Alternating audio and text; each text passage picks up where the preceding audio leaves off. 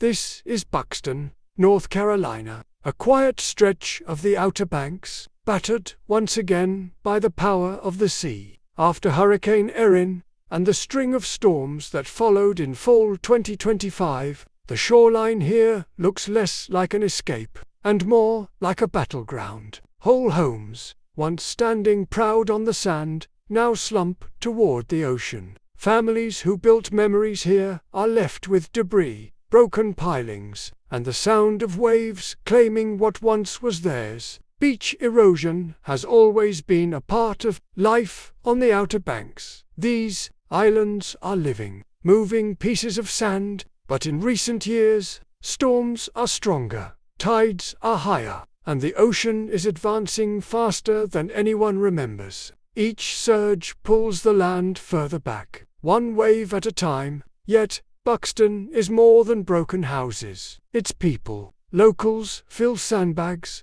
move debris, and fight for every inch of this shoreline. Volunteers, fishermen, and families come together, not just to rebuild, but to preserve the only home they've ever known. Beach replenishment, sand back onto the shores, one of the few tools we have to buy time. It's expensive, it's temporary, but it's hope. Hope that this barrier island can withstand another season, another year, another storm. This is not just sand, it's a lifeline for the families who live here, for the tourists who find peace here, and for the history that has shaped the Outer Banks for generations. Buxton is fragile, but it is also resilient. Storms will come, houses will fall, but the spirit of Buxton remains unbroken. And as long as people are willing to fight for this oasis, there will always be something worth saving at the edge of the sea.